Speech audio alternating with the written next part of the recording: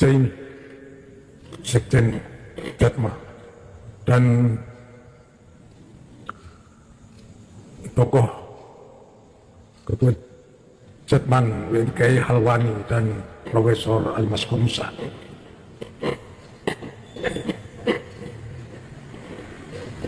Persoalan ini, dua tarekat ini merupakan tarekat yang cukup menarik untuk kita bahas.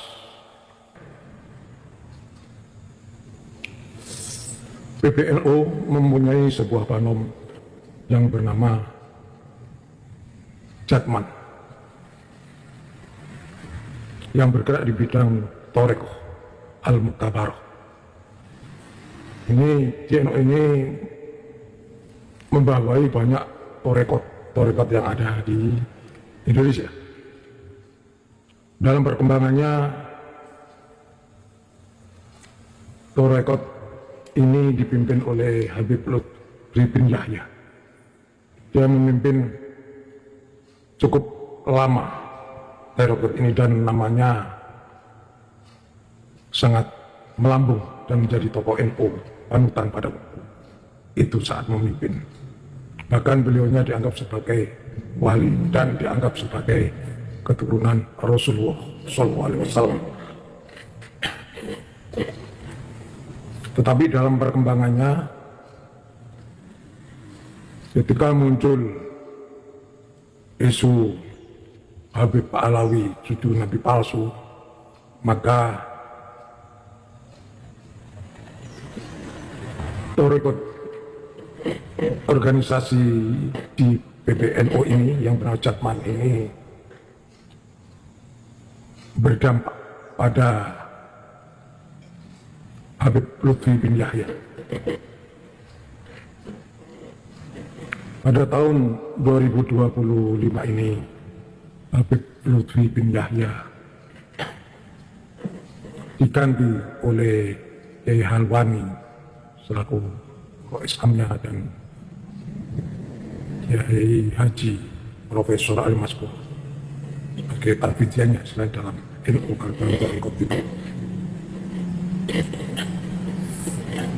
dengan istilah yang lainnya. Nah, setelah Habib Lutfi ini tidak menjabat sebagai ketua Jatman, maka beliaunya mendirikan sebuah organisasi Thorekoh bernama Jatma. Bedanya dengan banom NU adalah tanpa L, organisasi tanpa N ya. Organisasi yang didirikan oleh Habib Lutfi ini ada Jatma tanpa N, sedangkan banom PBNU ini pakai N, namanya Jatman. Tidak menjadikan ketua Jatman kembali Habib Lutfi ini karena ada informasi bahwa Habib Lutfi mendirikan organisasi Thorekoh namanya Atman yang sudah direkomendasi oleh Kemenkumham. Oleh karena itu pengurus PBNU tidak terima dan langsung dan waktu singkat mengganti Habib Lutfi di kepengurusan Jatman. Penggantinya adalah Kiai Haji Halwani dan Profesor Ali Maskur Musa. Lewat kongres yang ke-13. Tapi rupanya Habib Lutfi tidak terima atas pergantiannya, maka dalam waktu beberapa bulan Habib Lutfi mendeklarasikan diri menjadi seorang ketua umum Jatma dengan sekjennya adalah Faisal Jain, Hilmi Faisal Jain. Ini menimbulkan kegaduhan, menimbulkan polemik yang ada di tubuh warga Nahdliyin.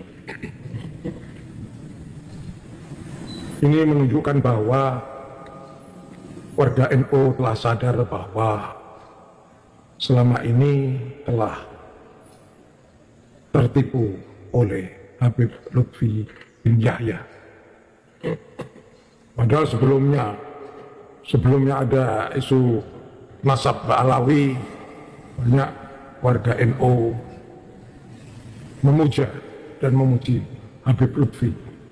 Tapi kini sudah tidak lagi, khususnya dari para NU kultural yang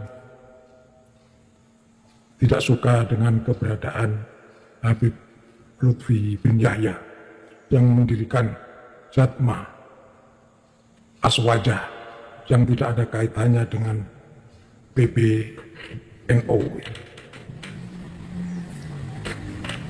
Kali ini pelajaran yang harus dipelajari, pelajaran yang harus diingat terus agar tidak tertipu oleh para tokoh Habib Ba'alawi.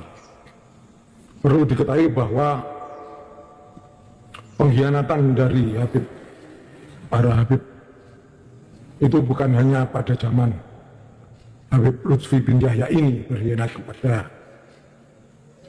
PBNU dan warga NU dengan berkajat, tetapi zaman dulu itu sudah ada seorang Habib, yaitu Habib Abdurrahman Az-Zahir,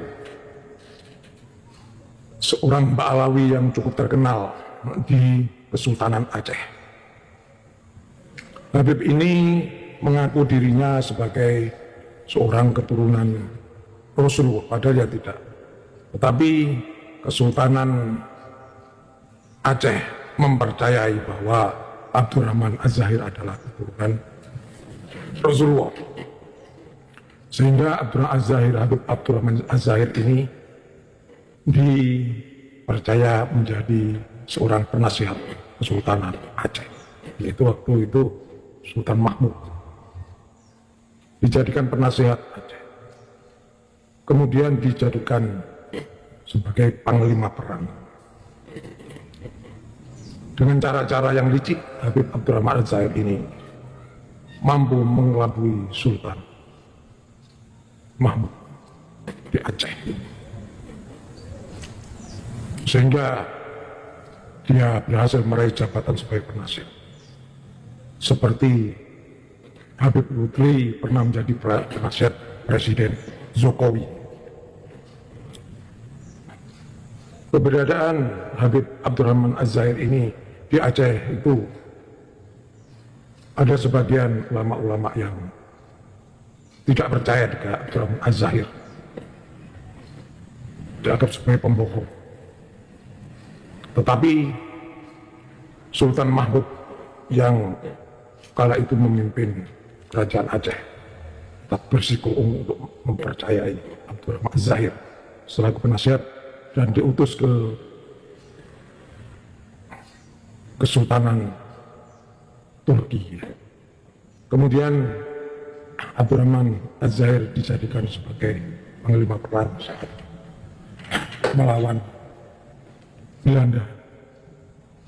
Tapi apa yang terjadi ketika Abdurrahman Az-Zahir menjadi panglima perang? Bukanlah kemenangan yang dimiliki, tetapi kehancuran tentara, prajurit Sultan Aceh. Banyak yang menjadi korban tembakan meriam oleh tentara Belanda dan Londo Ireng yang dikirim ke Aceh. Memang sengaja prajurit-prajurit itu dihadapkan kepada moncong meriam dengan harapan prajurit Aceh meninggal semua, dan faktanya meninggal semua. Nah, dari sinilah akhirnya diketahui bahwa Abdurrahman Az-Zahir ini berkhianat kepada Kesultanan Aceh. Nah, ketika akan dikejar dan dibunuh, maka Abdurrahman Az-Zahir ini lari ke pihak musuh kerajaan Kesultanan Aceh itu menghadap pemerintahan Belanda untuk mencari perlindungan. Dan Belanda mengucapkan terima kasih kepada Habib Abdul Aziz Zahir ini yang telah berhasil menghancurkan tentara-tentara Kesultanan Aceh. Orang-orang Aceh marah karena ternyata Habib Abdurrahman Aziz Zahir adalah seorang penginat yang mengaku sebagai keturunan Rasulullah. Nah, pada waktu itu Sultan Aceh tidak tahu bahwa Habib Abdul Aziz Zahir ini disusupkan ke dalam Sultan Aceh untuk menghancurkan Sultan Aceh, karena pada saat awal penyerbuan Sultan Aceh mengalami kekalahan. Nah, dengan masuknya Habib Abdurrahman Aziz Zahir ini, maka Kesultanan Aceh semakin lama semakin lemah dan banyak prajurit yang meninggal. Mengetahui bahwa Habib Abdurrahman Aziz Zahir itu sebagai pengkhianat dan akan dibunuh oleh para panglima Kesultanan Aceh, maka Habib Abdurrahman Aziz Zahir melarikan diri, meninggalkan Aceh dan mendapat pertolongan dari pemerintah Hindia Belanda, dipulangkan ke Mekah dan mendapat gaji selama hidup. Ini menunjukkan bahwa Habib Abdul Aziz Zahir ini adalah seorang pengkhianat. Dan ini pula, sekarang di tubuh NU ini ada seorang yang bernama Habib Lutfi bin Yahya yang sudah beberapa tahun menjadi pengurus PBNU sejak tahun 1980-an dan kemudian menjadi Islamnya Jatman selama beberapa tahun, sekitar 20 tahun. Kemudian keluar mendirikan Jatma. Ini menunjukkan antara Habib Abdurrahman Aziz Zahir dengan Habib Lutfi bin Yahya tidak jauh berbeda. Di ketua umum Jatman ya mandek pandito saja. Karena apa? Karena dengan mandek pandito lebih banyak mendekatkan diri kepada Allah, maka namanya akan semakin baik dan tidak dicap pengkhianat oleh warga Nahdiyin. Nah, dengan mendirikan dan mendeklarasikan Jatma, Habib Lutfi bersama Faisal Jain, ini banyak warga NU yang menyatakan diri sebagai pengkhianat terhadap NU dan PBNU. Walaupun dalam undang-undang itu setiap warga negara berhak mendirikan perserikatan, mendirikan organisasi. Hal ini pun juga tidak jauh berbeda dengan Habib Usman bin Yahya. Sebelum beliau menjadi mufti, mereka berteman dengan para kiai Nusantara, para tarekat Nusantara, dan mengaku dirinya sebagai cucu Rasulullah. Nah, melihat hal ini, maka Belanda mengajak Habib Usman bin Yahya untuk menjadi mufti Batavia.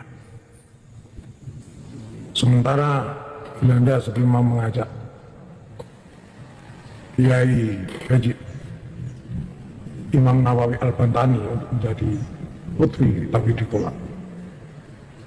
Nah, sebelum ditangkap, Kiai Haji Nawawi Al-Bantani pergi ke Mekah untuk menghindari penangkapan dari Belanda. Akhirnya posisi mufti Batavia adalah diduduki oleh Habib Usman bin Yahya.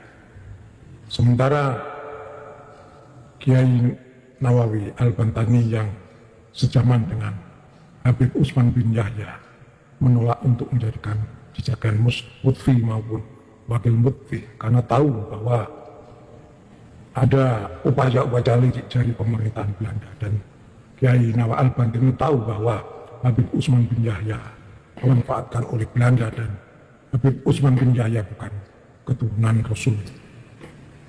Faktanya memang benar, akhirnya apa? Habib Utsman bin Yahya diawali membuat kitab, tapi kitab-kitab yang dikarang adalah menyerang ajaran-ajaran kiai, menyesatkan organisasi Toreko, menyesatkan kegiatan-kegiatan yang dilakukan oleh para kiai dahulu, bahkan memfatwa menghalalkan untuk membunuh para pemberontak yang terdiri dari kiai. Ini menunjukkan bahwa Habib Utsman bin Yahya telah berkhianat terhadap bangsa Indonesia. Dengan demikian, pada masa Kesultanan Aceh ada pengkhianat yang bernama Habib Utsman, Habib Abdurrahman Az-Zahir, dan pada masa pemerintahan Belanda di Batavia ada seorang Habib yang berkhianat kepada rakyat Jawa, rakyat Banten. Dan sekarang ini banyak warga NU menganggap Habib Lutfi bin Yahya telah berkhianat kepada PBNU dengan mendirikan organisasi Jatma. Bagi saya sebagai seorang sejarawan yang belajar sejarah Islam,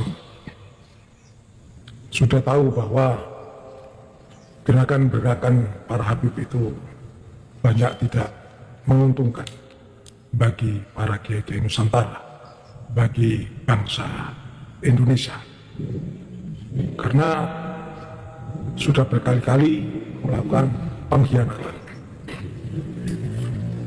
Hanya saja di kalangan